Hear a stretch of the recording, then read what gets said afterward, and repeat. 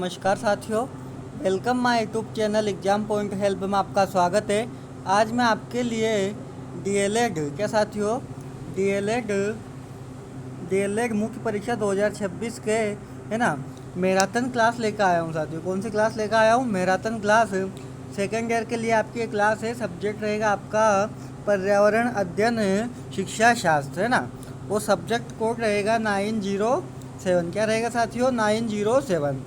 पिछले वर्ष 2021 से 2025 तक के जितने भी प्रश्न पेपर में आए थे उन सभी को मैं यहाँ पर आया हूँ। वो पेपर में यहीं से पेपर बनेगा साथियों, यहीं से पेपर आएगा।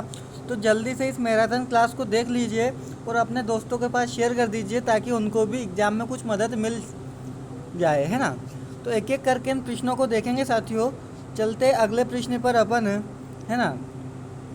पहले अपन 2-2 नंबर वाले प्रश्न देखेंगे। कितने नंबर वाले साथियों? 2-2 नंबर वाले प्रश्न देखेंगे। पहला प्रश्न रहेगा आपका पोषित मूल्य क्या है। ये जो 2025 में आया था साथियों। कब आया था? 2025 में।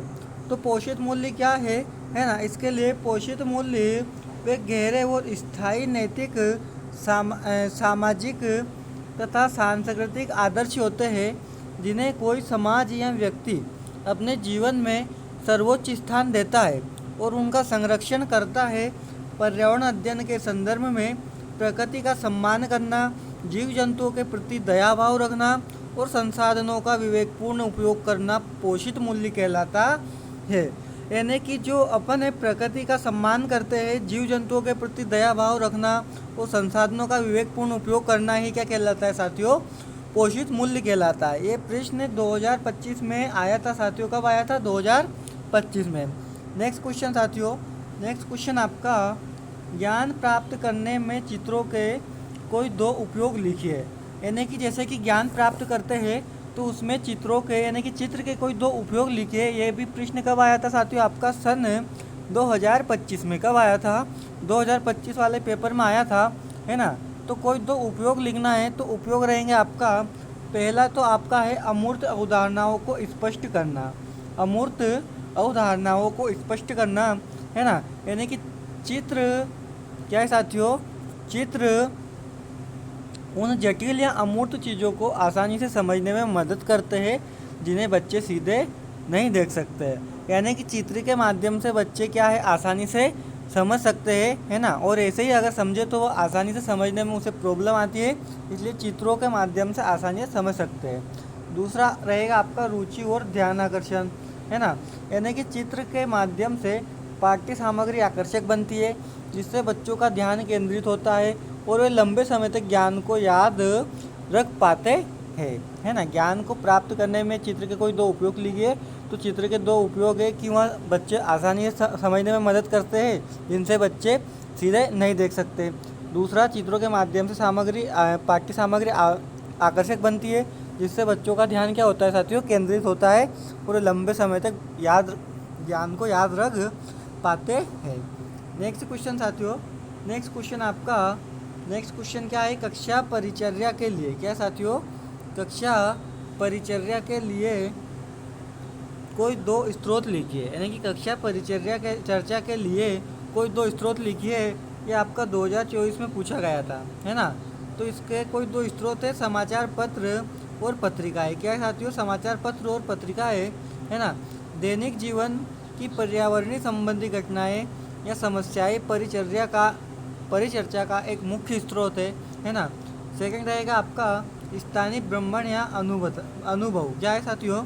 स्थानीय भ्रमण या अनुभव, यानी कि बच्चों द्वारा अपने आसपास के वातावरण या किसी क्षेत्र शैक्षणिक भ्रमण के दौरान देखे गए सजीव अनुभव, है ना। देखे गए सजीव अनुभव। नेक्स्ट क्वेश्चन साथियों, नेक्स्ट क्वेश्चन आपका, है ना, ये 4था नंबर का प्रश्न है साथियों। इसमें है इकाई। क्या साथियों? इकाई योजना संरचना के कोई 2 बिंदु लिखिए। इकाई योजना संरचना के कोई 2 बिंदु लिखिए। ये 2024 में पूछा गया था। कब पूछा गया था? 2024 में पूछा गया था, है ना। तो पहला पॉइंट था इकाई के उद्देश्य। यहाँ तय करना है कि हम पूरी इकाई को पढ़ने के बाद छात्र क्या सीखेंगे, है ना। इकाई योजना की कोई संरचना के कोई दो बिंदु है। तो एक तो उद्देश्य है कि यहाँ तय करना है कि पूरी इकाई को पढ़ने के बाद छात्र क्या सीखेंगे। अगला रहेगा विषय वस्तु का संगठन। क्या है? विषय वस्तु का संगठन। शिक्षण सामग्री को तार्किक और क्रमिक उप विषयों में विभाजित करना। नेक्स्ट क्वेश्चन साथियों, नेक्स्ट क्वेश्चन आपका मूल्यांकन। क्या है? मूल्यांकन की कोई एक परिभाषा लिखिए। कब पूछा गया था? ये 2024 में। तो मूल्यांकन की कोई एक परिभाषा है साथियों। क्या है मूल्यांकन की एक परिभाषा? है ना, मूल्यांकन की एक परिभाषा है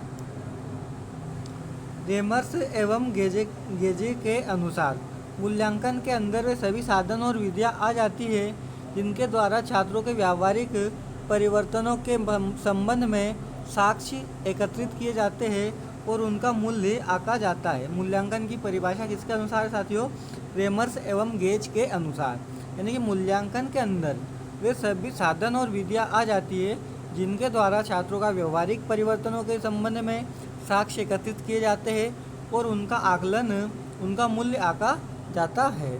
नेक्स्ट क्वेश्चन साथियों, नेक्स्ट क्वेश्चन आपका मानचित्र एवं। क्या है? मानचित्र एवं चित्र में एक अंतर लिखिए।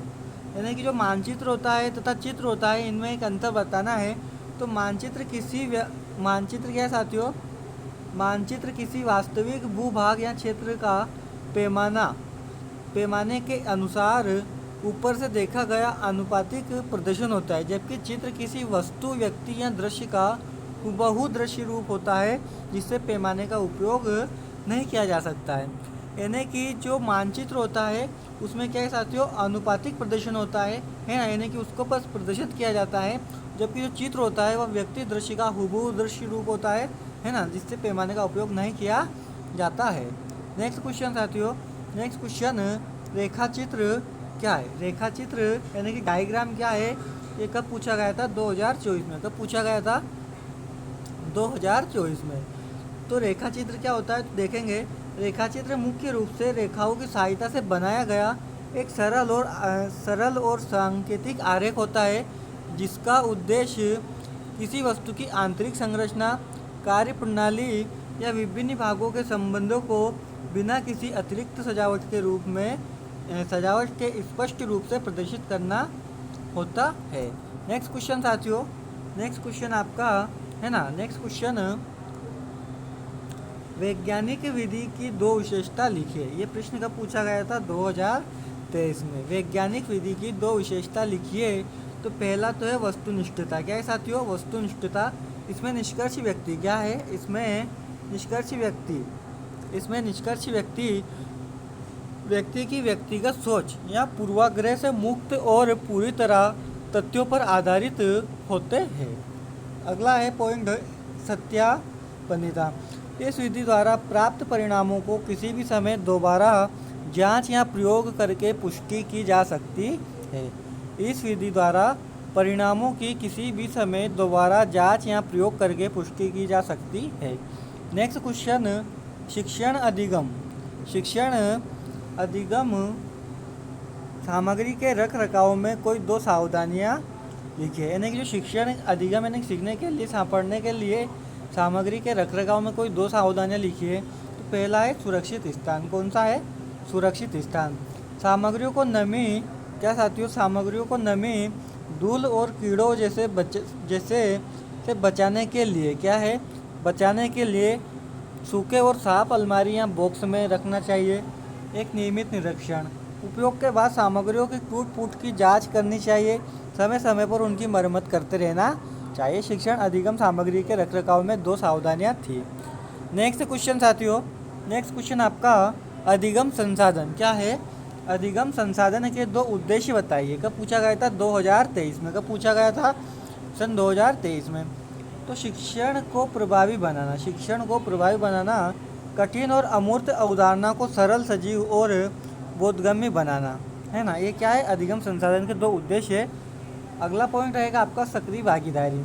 छात्रों में विषयों के प्रति रुचि पैदा करना और स्वयं करके सीखने के लिए प्रेरित करना।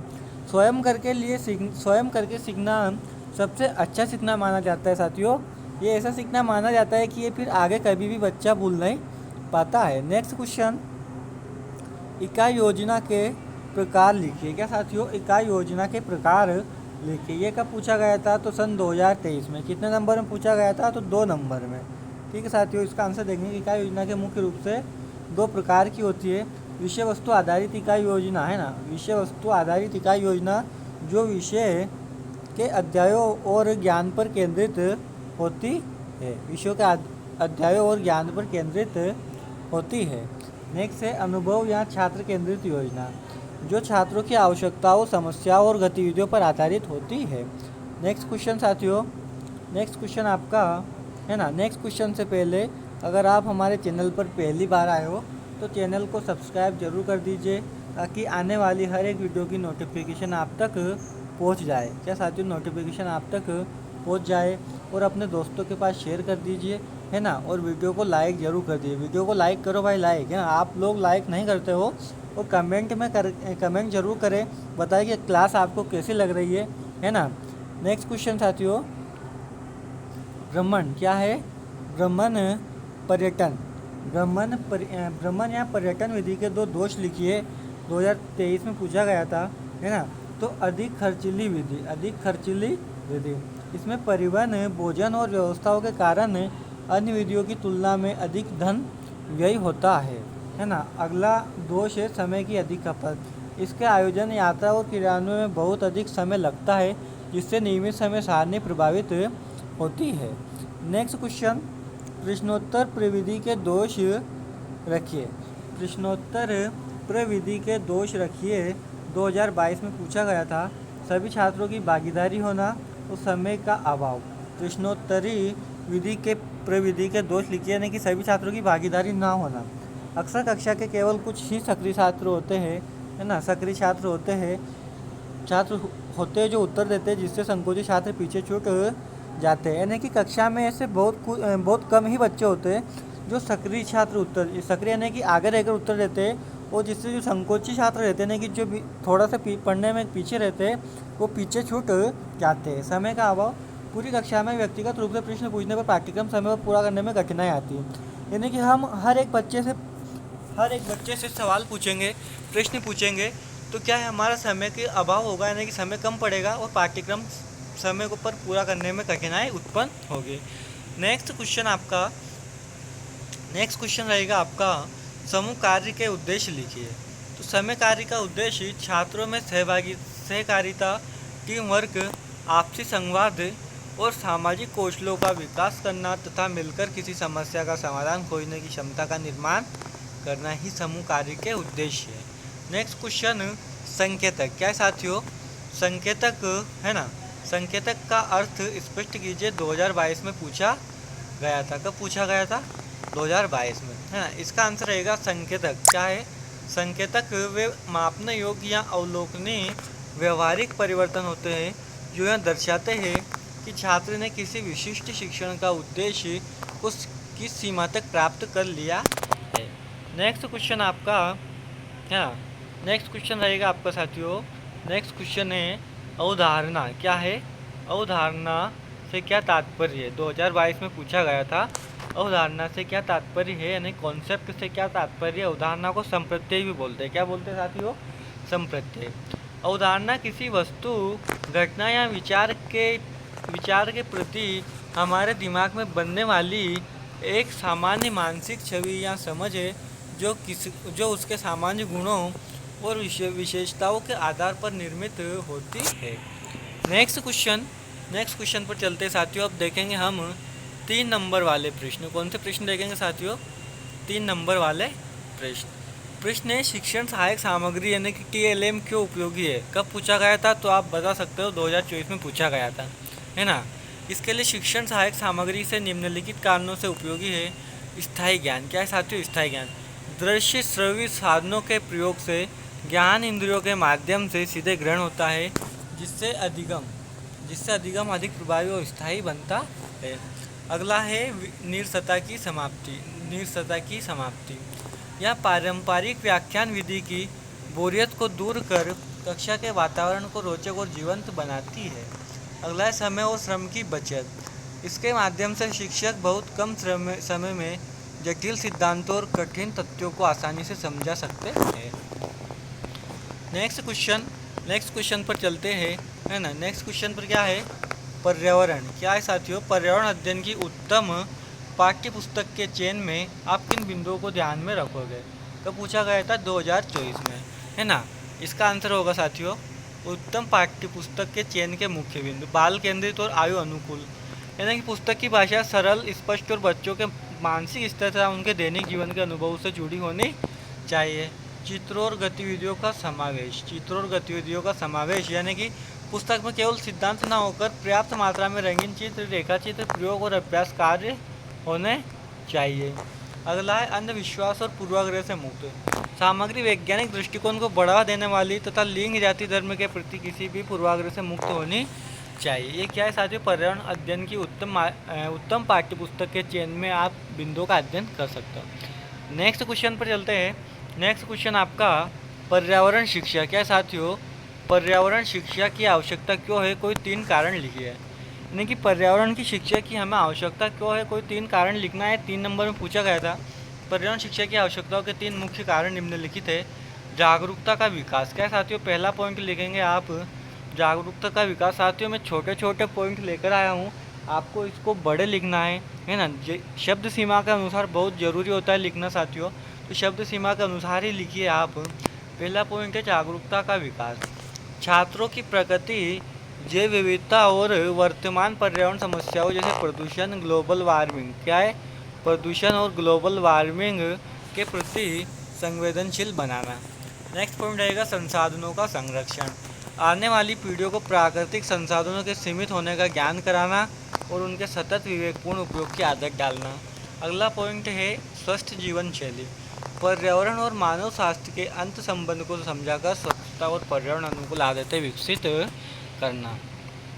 नेक्स्ट क्वेश्चन साथियों, नेक्स्ट क्वेश्चन है ना।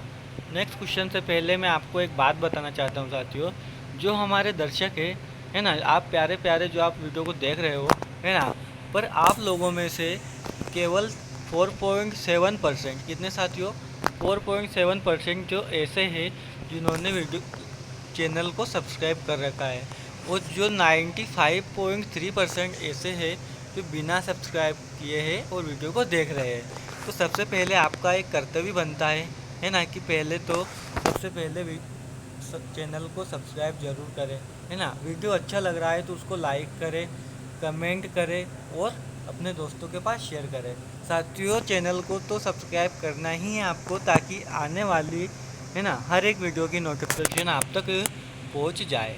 नेक्स्ट क्वेश्चन पर साथियों, नेक्स्ट क्वेश्चन रहेगा आपका, पियाजे ने संज्ञानात्मक विकास की कितने अवस्थाओं में विभाजित किया है। पियाजे साथियों, जिन पियाजे ने संज्ञानात्मक विकास को कितने अवस्थाओं में विभाजित किया है उनके नाम लिखिए। 2024 में पूछा गया था। तो जिन पियाजे ने संज्ञानात्मक विकास की अवस्था को 4 मुख्य अवस्थाओं में विभाजित किया गया है। संवेदी पेशीय अवस्था, जिसका समय टाइम माना जाता है जन्म से 2 वर्ष। दूसरे पूर्व संक्रियात्मक अवस्था, जिसे इंग्लिश में बोलते हैं प्री ऑपरेशनल स्टेज, 2 से 7 वर्ष तक का इसका समय है। तीसरा है मूर्त संक्रियात्मक अवस्था, जिसे बोलते हैं कॉन्क्रीट ऑपरेशनल स्टेज, इसका समय 7 से 11 वर्ष ही है। चौथा है औपचारिक अमूर्त संक्रियात्मक अवस्था, यानी कि फॉर्मल ऑपरेशन स्टेज, 11 वर्ष से आगे की उम्र के लिए। ठीक है, तो आपसे क्वेश्चन पूछे कि पियाजे ने संज्ञानात्मक विकास को कितनी अवस्थाओं में विभाजित किया है, तो कितने में किया है साथियों, 4 में। कौन कौन से, संवेदी पेशीय अवस्था, पूर्व संक्रियात्मक अवस्था, मूर्त संक्रियात्मक अवस्था, औपचारिक अमूर्त संक्रियात्मक अवस्था।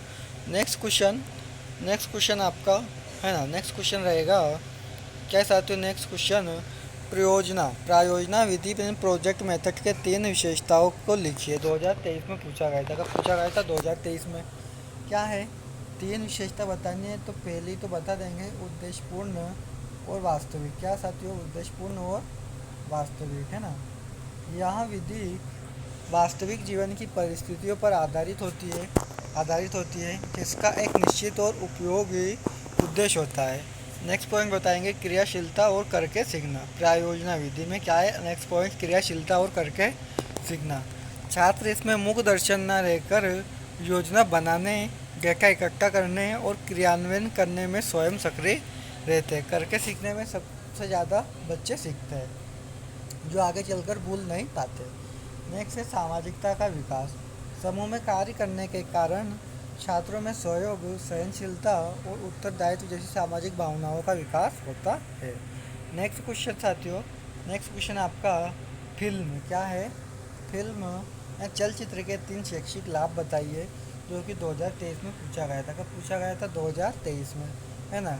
यानी कि फिल्म यथार्थ का अनुभव, यानी कि दूरदराज के क्षेत्रों, राष्ट्रीय उद्यानों या ऐतिहासिक घटनाओं को कक्षा में जीवंत रूप से देखना संभव होता है। नेक्स्ट क्वेश्चन, बहु इंद्रिय अधिगम। इसमें आँखों और कान दोनों का एक साथ उपयोग होने के कारण ध्यान जल्दी केंद्रित होता है और समझ गहरी होती है। नेक्स्ट पॉइंट है प्रेरणादायक माध्यम। वृत्तचित्र या शैक्षिक फिल्में बच्चों की संवेदनाओं को झकझोरती है, जिससे वे पर्यावरण संरक्षण के प्रति प्रेरित होते हैं। नेक्स्ट क्वेश्चन पर चलते हैं साथियों। नेक्स्ट क्वेश्चन आपका 4 अंक वाले प्रश्न देखेंगे साथियों। कितने अंक वाले? 4 अंक वाले। जो 2025 में आए थे वो वाले प्रश्न देख लेते हैं, है ना। प्रायोजना विधि यानी प्रोजेक्ट मेथड के कोई 4 लाभ लिखिए। अभी आया था साथियों मनोवैज्ञानिक विधि।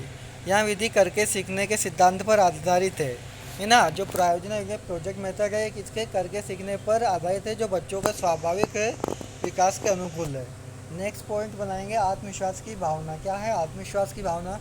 छात्र जब स्वतंत्र रूप से किसी समस्या का समाधान खोजते हैं तो उनमें आत्मनिर्भरता और निर्णय लेने की क्षमता का क्या होता है साथियों? विकास होता है। अगला पॉइंट बनाएंगे वैज्ञानिक दृष्टिकोण। क्या बनाएंगे? वैज्ञानिक दृष्टिकोण। समस्या की पहचान, परिकल्पना, निरीक्षण और निष्कर्ष निकालने की प्रक्रिया से बच्चों में तार्किक व वैज्ञानिक सोच पैदा होती है। अगला पॉइंट बनाएंगे रटने की प्रवृत्ति से मुक्ति। इसमें व्यावहारिक ज्ञान प्राप्त होने के कारण बच्चों को रटने की आवश्यकता नहीं पड़ती है ना। नेक्स्ट क्वेश्चन आपका साथियों संरचनात्मक, है ना। क्या है साथियों? संरचनात्मक और योगात्मक मूल्यांकन में कोई 2 अंतर बताइए। 2025 में पूछा गया था और 4 नंबर का प्रश्न था, है ना। सबसे पहले उद्देश्य क्या है? उद्देश्य दोनों का अलग अलग होता है। संरचनात्मक मूल्यांकन का उद्देश्य देखेंगे, फिर योगात्मक मूल्यांकन का उद्देश्य देखेंगे, है ना। इसका मुख्य उद्देश्य क्या होता है साथियों? इसका मुख्य उद्देश्य शिक्षण अधिगम प्रक्रिया के दौरान बच्चों के सीखने में सुधार करना और प्रतिपूर्ति देना। एक किसका है? संरचनात्मक मूल्यांकन का उद्देश्य। अगला उद्देश्य देखेंगे अपन किसका? योगात्मक मूल्यांकन का।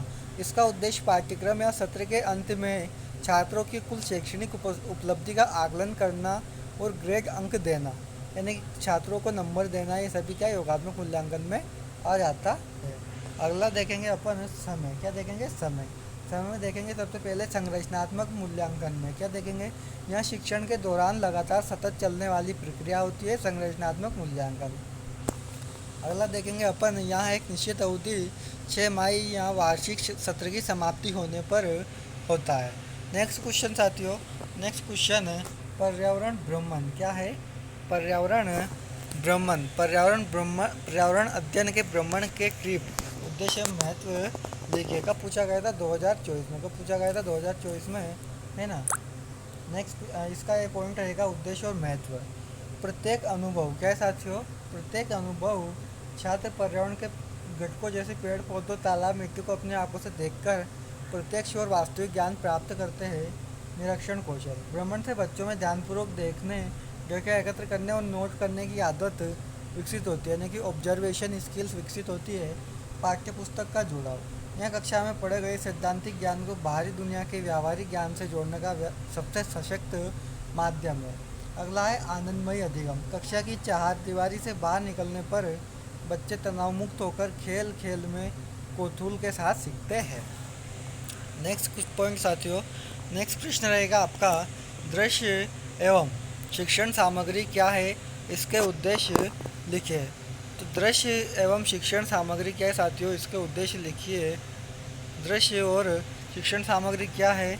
इसके उद्देश्य लिखिए। 2024 में पूछा गया था। ऐसी शिक्षण सामग्रियाँ जिनमें देखने और सुनने दोनों इंद्रियों का एक साथ प्रयोग होता है दृश्य श्रव्य सामग्री कहलाती है। संपूर्ण क्या है साथियों?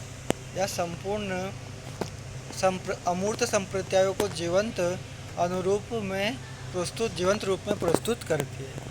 वर्गीकरण है दृश्य सामग्री। क्या है साथियों? दृश्य सामग्री। जिन्हें केवल देखा जा सकता है ना, देखा जा सकता है, जैसे श्यामपट्ट, चार्ट, मानचित्र, ओपेक प्रोजेक्टर, इनको क्या है, दृश्य सामग्री कहते हैं। श्रव्य सामग्री जिन्हें केवल सुना जा सकता है, जैसे रेडियो, टेप रिकॉर्डर, ग्रामोफोन आदि। अगला है दृश्य श्रव्य सामग्री दोनों, जिन्हें देखा और सुना दोनों जा सकता है, जैसे टेलीविज़न, कंप्यूटर और वृत्तचित्र, एलसीडी प्रोजेक्टर आदि। नेक्स्ट क्वेश्चन साथियों, नेक्स्ट क्वेश्चन आपका है ना, सतत एवं व्यापक मूल्यांकन। सतत एवं व्यापक मूल्यांकन, सतत एवं व्यापक मूल्यांकन सीसी के उद्देश्य और विशेषताएं लिखिए। कब पूछा गया था? 2023 में।